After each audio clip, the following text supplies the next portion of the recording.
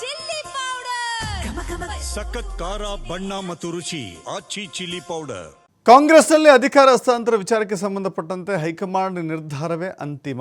ಪಕ್ಷ ಹಾಕಿದ ಗೆರೆಯನ್ನ ನಾನಂತೂ ದಾಟೋದಿಲ್ಲ ಅಂತ ಹೇಳಿ ಸಚಿವ ಜಮೀರ್ ಅಹಮದ್ ಖಾನ್ ಹೇಳಿಕೆ ಕೊಟ್ಟಿದ್ದಾರೆ.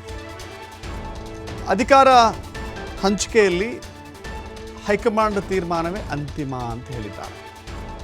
ಸಿದ್ದರಾಮಯ್ಯ ನಂತರ ಡಿ.ಕೆ. ಶಿವಕುಮಾರ್ ಸಿಎಂ ಆಗಲಿ, ಡಿ.ಕೆ. ಶಿವಕುಮಾರ್ ಆಗಲೇ ಸಿಎಂ ಆಗ್ತಾರಾ 2028ಕ್ಕೆ, ಅಂದರೆ ಈಗಲೇ ಆಗ್ತಾರಾ ಅಂತ ಹೇಳಿದ್ರೆ ಇಲ್ಲ, 2028ಕ್ಕೆ ಆಗ್ತಾರಾ ಅಂತ ಹೇಳಿ ಅದು ಹೈಕಮಾಂಡ್ ತೀರ್ಮಾನ. ಅದು ನಿನ್ನೆ ರಾತ್ರಿ ನಾನು ಡಿನ್ನರ್ಗೆ ಹೋಗಬೇಕಾಗಿತ್ತು. ಊಟಕ್ಕೆ ಸೇರಿದ ಮಾತ್ರಕ್ಕೆ ರಾಜಕಾರಣ ನಡೆಯೋದಿಲ್ಲ. ಪ್ರತಿ ಬಾರಿ ನಾವು ಊಟಕ್ಕೆ ಸೇರುತ್ತೇವೆ, ಮಾತನಾಡ್ತೇವೆ. ಈ ವಿಚಾರದಲ್ಲಿ ಅಧಿಕಾರ ಹಸ್ತಾಂತರದ ವಿಚಾರ ಅಂತಿಮವಾಗಿ ಹೈಕಮಾಂಡ್ಗೆ ಬಿಟ್ಟಿದ್ದು ಅಂತ ಹೇಳಿದ್ದಾರೆ. ಚರ್ಚೆ ಮಾಡಬೇಕಾಗಿರೋದು ಯಾರು? ಹೈಕಮಾಂಡ್ ಚರ್ಚೆ ಮಾಡ. ಈಗ ಅವ್ರ ತಂದೆಯವರು ಮುಖ್ಯಮಂತ್ರಿ ಆಗಿದ್ದಾರೆ. ಅದ ಎರಡನೇ ಮಾತು ಇಲ್ವೇ ಇಲ್ಲ. ನಾನು ನೆನ್ನೆನೂ ಹೇಳಿದ್ದೀನಿ, ಆಲ್ವೇಸ್ ಟೈಗರ್ ಜಿಂದಾಯ್, ಆಲ್ವೇಸ್. ಅದು ನೋಡ್ರಿ, ಡಿ.ಕೆ. ಶಿವಕುಮಾರ್ ಅವರು ಸಿದ್ದರಾಮಯ್ಯ ಆದಮೇಲೆ ಡಿ.ಕೆ. ಶಿವಕುಮಾರ್ ಅವರು ಮುಖ್ಯಮಂತ್ರಿ ಆಗಬೇಕಂತ ನಾನು ಆಸೆ ಪಟ್ಟವನಪ್ಪ. ನನಗೂ ಅವ್ರು ಆಗಬೇಕಂತ. ಯಾವಾಗ?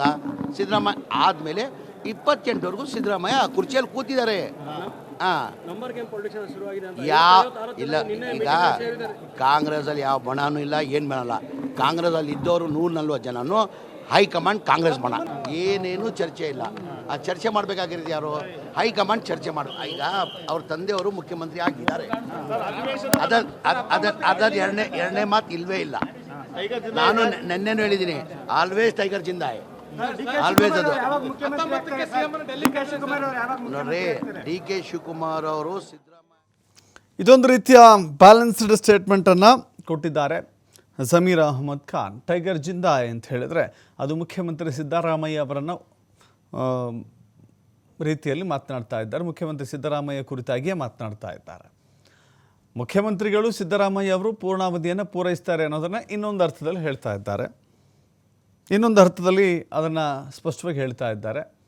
5 ವರ್ಷ ಸಿದ್ದರಾಮಯ್ಯ ಪೂರ್ಣಗೊಳಿಸಿ ಮುಂದಿನ 2028ಕ್ಕೆ ಹೈಕಮಾಂಡ್ ಒಪ್ಪಿದ್ದಾರೆ.